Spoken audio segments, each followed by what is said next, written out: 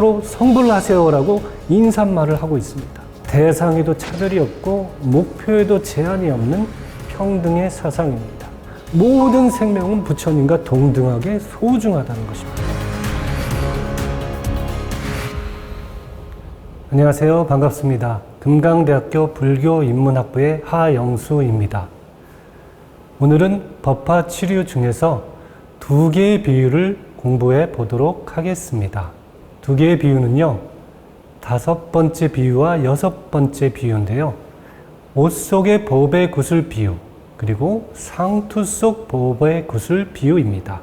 두 비유는 모두 보배 구슬, 보석이 공통적으로 나오고 있습니다. 옷 속 보배 구슬 비유는요, 5번째 비유로서 제8 500제자 수기품에서 설해집니다. 이 품에서는요, 500여 명의 제자들이 부처님께 성불의 수기를 받습니다. 그들은 환희에 차서 부처님이 된다라는 그 기쁨, 될 수 있다라는 그 기쁨에 차서 자신들이 과거세의 법화경에 교화를 받은 적이 있다는 것, 즉 보살이라는 것이죠. 그것을 이 비유, 즉 옷 속 보배 구슬로 밝히는 내용입니다. 옷 속 보배 구슬의 비유 내용은 이렇습니다. 2명의 친구가 있었습니다. 한 명을 A라고 하고 또 다른 한 명을 B라고 하죠. A라는 친구는 조금 부유했던 것 같습니다.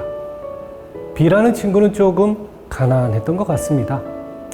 자, 이 두 친구가 오랜만에 A의 집에서 만나서 즐거운 시간을 보내게 되었습니다. 그런데 A라는 친구는 마침 공적인 일 때문에 급히 나가야 하는 상황이 되었습니다. 그래서 자는 친구를 깨우기가 좀 그랬나 보죠. 대신에 친구가 힘들게 살아가는 것을 보고서 그 친구의 옷 안에, 품 안에 보석을 하나 달아주었다고 합니다. 근데 그 보석은요, 가치를 매길 수 없을 정도로 귀한 것이었다라고 합니다. 한편 B라는 친구는요, 그 사실을 전혀 몰랐어요. 다시 예전 생활을 했습니다. 가난하고 힘든 생활, 먹을 거 입을 거 구하며 하루하루 보내는 생활을 했던 거죠. 자, 이 두 친구 A와 B라는 친구가 다시 만나게 되었습니다. 그래서 A라는 친구가 B라는 친구를 보면서 이렇게 얘기했죠. 네 옷 속에 아주 귀한 보배 구슬이 있는 걸 몰라? 내가 그걸 달아놨는데? 라고 얘기를 했습니다. 그러자 B라는 친구가 그제서야 품 안을 열어보더니 보석이 여기 있었네 라고 얘기를 합니다. 뒤늦게 그 보석을 발견하게 됐다는 이야기죠. 옷 속의 보배 구슬 이야기는요, 부처님 전생 교화 시절 교화했던 이야기, 앞서 말씀드린 화성유품과 연결되는 내용입니다. 그래서 집에 A라는 친구, 그 친구는요, 서가모니 부처님의 보살 시절을 말합니다. 여기서 이제 보배 구슬이라는 게 나오는데요. 이것은 일승의 지혜, 모두가 부처님의 지혜를 얻는다라는 것입니다. 그것이 값을 매길 수 없는 귀한 보석이라는 것이죠. 예전에 그 귀한 보배 구슬을 친구 옷 속에 달아주었다라는 건 과거에 둘 사이에, 즉 A라는 친구, 즉 서가모니 부처님의 보살 시절이죠. 그때 법화 1승으로 교화를 했다라는 것입니다. 근데 그것을 B라는 친구는 깨닫지 못했죠. 그리고 가난하게 생활을 했습니다. 이것은 그 귀한 1승의 가르침을 망각하고 다시 성문의 길로 돌아간 것을 말합니다.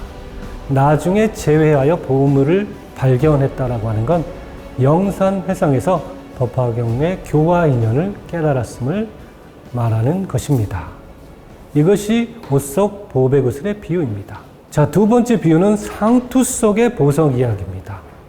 이것 또한 보배 이야기네요.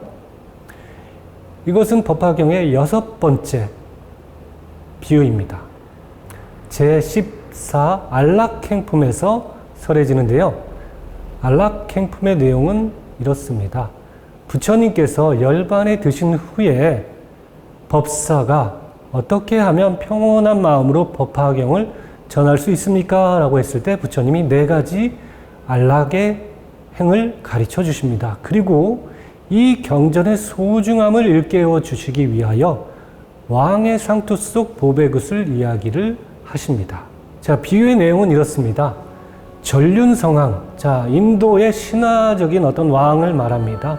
정법으로 제국을 다스리는 그런 위대한 왕을 전륜성왕이라고 인도에서는 말했는데요.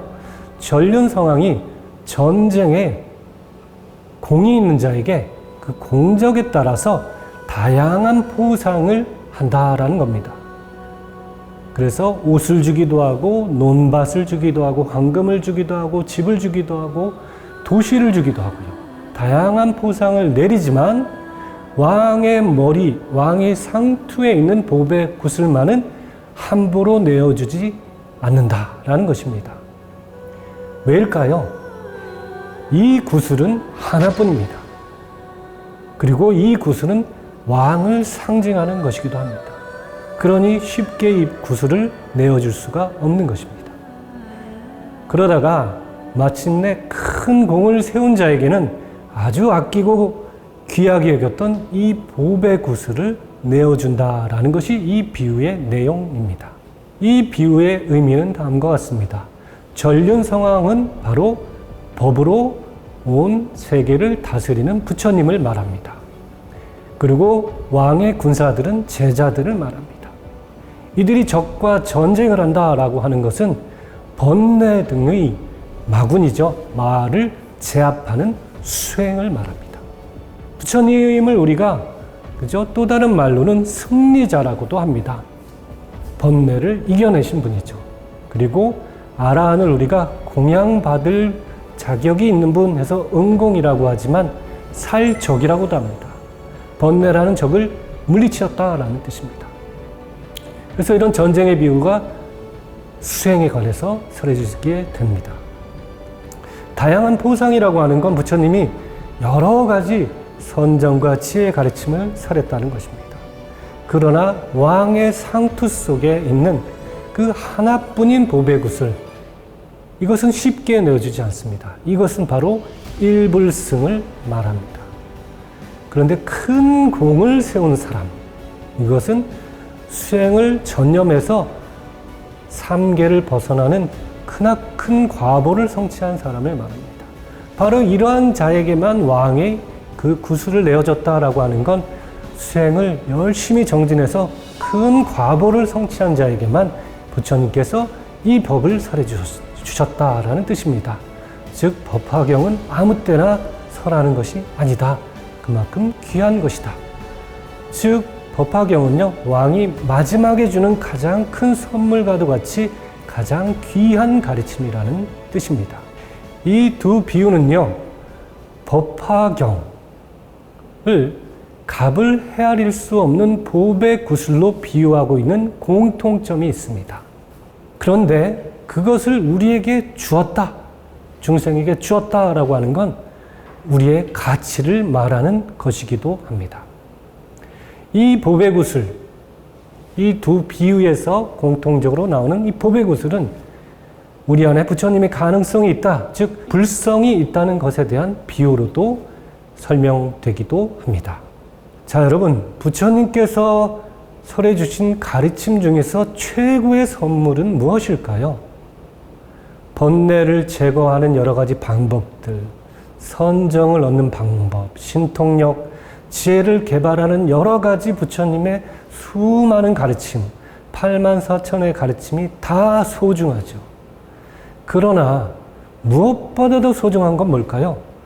우리가 부처님과 똑같은 지혜를 얻을 수 있다.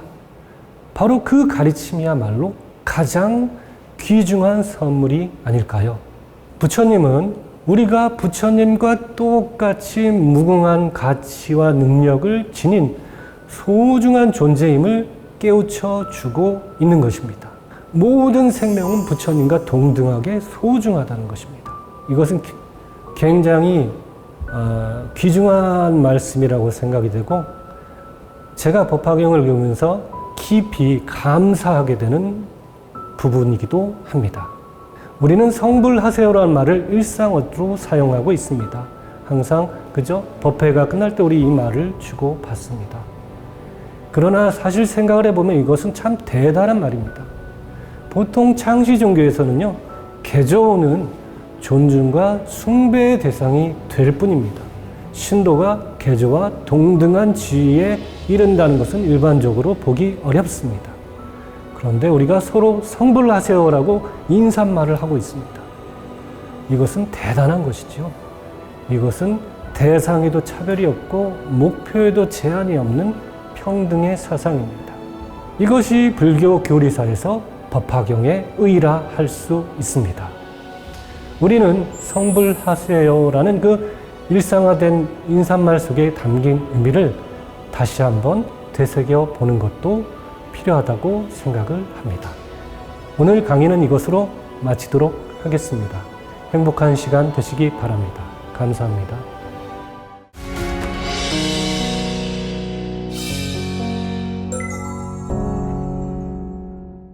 부처란 어떤 존재인가?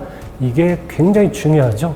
성불이라는 대승의 목표, 우리의 목표가 허망한 것이 아니다라는 것을 의미합니다. 부처님의 자리, 부처님의 경지가 참된 생명의 자리이며 영원한 중생 구제의 자리임을 밝히고 있습니다. 안녕하세요. 반갑습니다. 금강대학교 불교인문학부의 하영수입니다. 오늘은 법화 치료 중에서 마지막 비유인 훌륭한 의사의 비유, 양의유라고 하는데요. 이 비유에 대해서 알아보도록 하겠습니다. 이 비유의 맥락은 다음과 같습니다. 자, 마지막 비유라는 말씀을 드렸는데요. 제16 열의 수량품에서 설해집니다. 자, 앞의 비유들과는 약간 차이가 있습니다. 앞의 비유들은 일불승의 의미에 대해서 밝히는 것이었습니다. 자, 이 비유는요, 일불승의 결과에 대해서 말한다는 것이 중요한 점입니다. 자, 일불승의 결과, 즉 부처님에 대해 말한다. 이것은 매우 중요한 주제입니다. 그래서 이 품은 시작하기 전에 부처님이 이렇게 3번을 말씀하십니다. 열애는 진실만을 말하니 열애를 믿고 신뢰하라. 이 말을 3번 하시고서요, 대중들의 마음이 준비가 된 후에 이 법을 설하십니다. 이 품의 내용을 간략히 소개하면 이와 같습니다. 부처님은 아득히 먼 과거세에 이미 부처님이 되셨다라는 것입니다. 그것을 구원성불이라고도 합니다. 그렇게 먼 과거에 이미 부처님이 되셨고 그 이후로부터 계속해서 중생을 교화해 왔다. 그리고도 앞으로 무량한 수명이 남아있어 계속해서 중생을 교화할 것이다. 이것이 이 품의 핵심적인 내용입니다.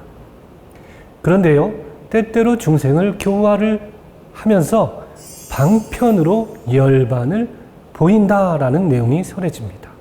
그리고서 훌륭한 의사의 비유, 양의유가 설해집니다. 비유의 내용은 이렇습니다. 아주 훌륭한 의사가 있습니다. 훌륭하다는 건요, 의학적인 지식이 아주 풍부하고 실제 병을 고치는 의술이 뛰어나다. 이 2가지를 다 갖추고 있다는 겁니다. 이 훌륭한 의사에게는 아들들이 있었습니다. 또 부자관계의 비유가 나오네요. 자, 그런데요, 이 의사가 타국에 출장을 갑니다. 그러는 사이에 아이들이 사고를 쳤습니다. 독약을 마셔버렸어요. 자, 그래서 엄청나게 극심한 고통에 시달립니다. 땅바닥에 대굴대굴 굴리면서 나 살려줘, 나 살려줘 했던 것입니다. 그런데요, 그 중에 어떤 아이들은 정신을 그래도 놓지는 않았어요. 그런데 어떤 아이들은 완전히 정신줄을 놓고 말았습니다. 자, 아버지가 귀가해서 보니까 집이 난장판인 것이죠. 자, 그래서 어떻게 했을까요? 자, 아버지가 제일 잘하는 거 바로 약을 처방해 줍니다. 근데 이 약은 훌륭한 약입니다. 모양과 빛깔과 향과 맛이 모두 뛰어난 약을 처방해 줍니다. 자, 그런데요, 정신줄을 놓지 않은 아이는 이 약이 훌륭한 약, 즉 향도 좋고 모양도 좋고 먹으니까 참 좋다 그러면서 이 약을 받아 먹습니다. 그리고 병이 치유됩니다. 그런데요, 제정신을 잃은 아이, 완전 정신줄을 놓아버린 아이는 약을 거부합니다. 이런 경험 있으시죠? 몸이 아플 때 우리가 뭐 죽을 먹든지 하면 좀 건강해질 텐데요. 너무 아프면 죽 먹기도 싫죠. 그런 것과도 비슷하다고 생각을 할 수가 있습니다.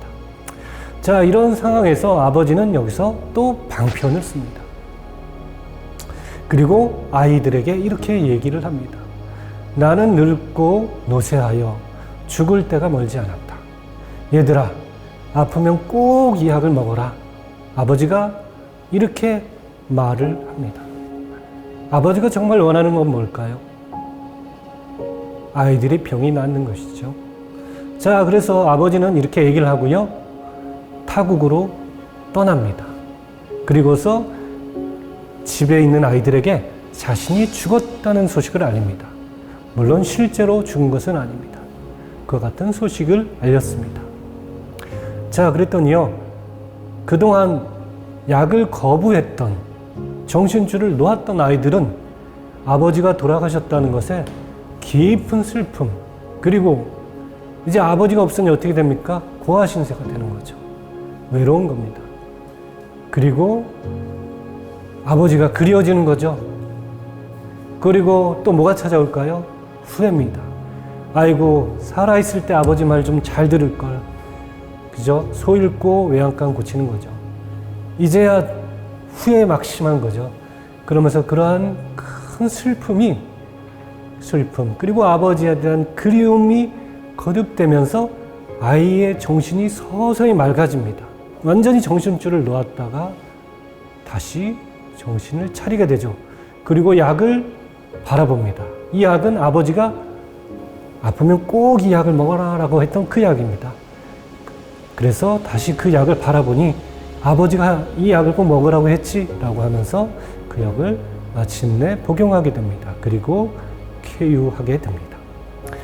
아버지는 이 모든 사실을 접하고 알고 있었습니다. 그리고 아이들이 모두 병에서 나았다는 소식을 듣고서 집으로 돌아와서 아버지와 아이들은 기쁨의 재회를 합니다. 이 비유의 내용은 이렇게 풀이할 수가 있습니다. 병을 잘 치료하는 의사, 이것은 여러분 짐작이 가실 겁니다.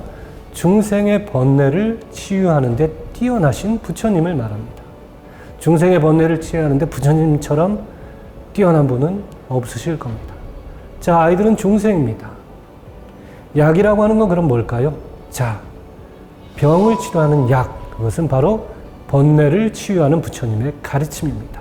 어떤 아이는 이 약을 받아먹고 어떤 아이는 받아먹지 않았습니다. 그래서 받아먹지 않는 아이들을 위하여 짐짓 자신이 죽었다는 것을 알렸습니다.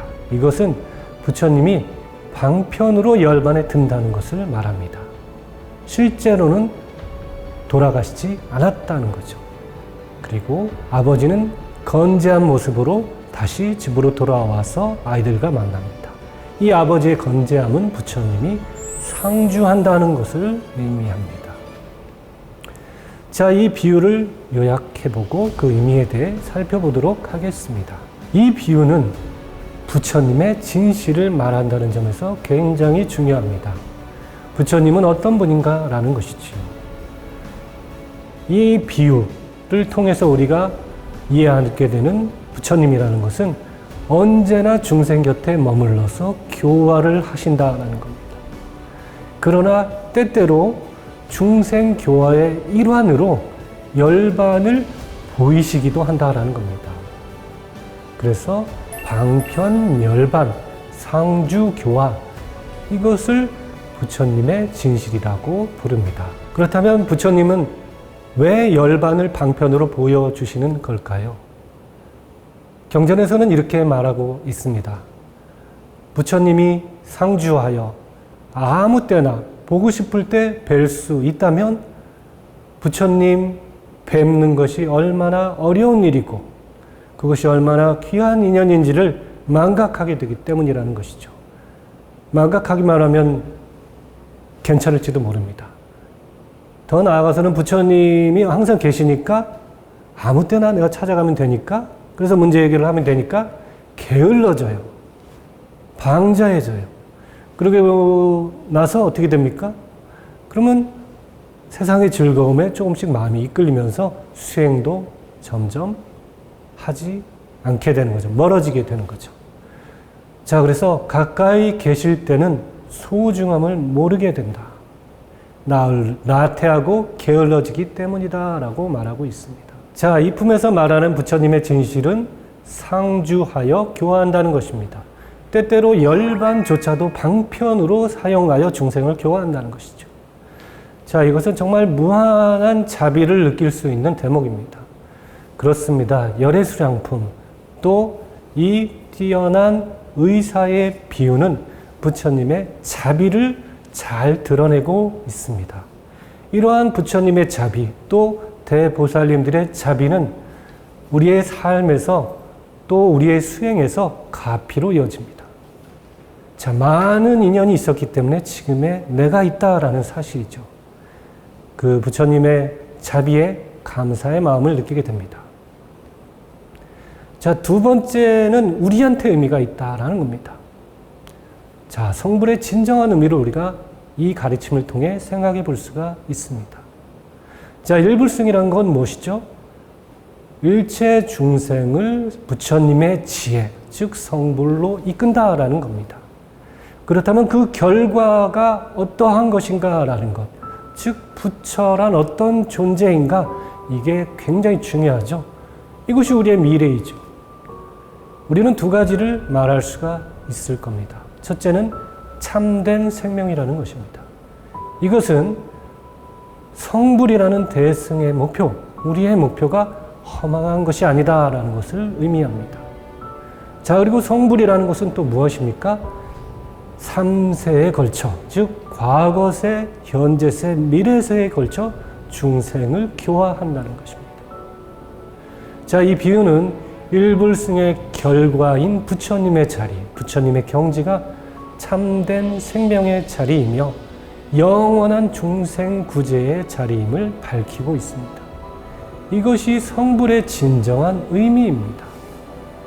참된 생명과 영원한 중생 구제. 이것이 법화경에서 부처님이 우리에게 하고 싶은 이야기입니다. 그렇습니다. 법화경은 부처님이 우리에게 정말로 하고 싶었던 이야기인 것입니다. 이상으로 법화경의 7비유, 법화치류에 대해서 알아보았습니다. 여러분, 유익한 시간이 되셨나요? 그러셨다면 저에게도 큰 기쁨일 것입니다. 감사합니다.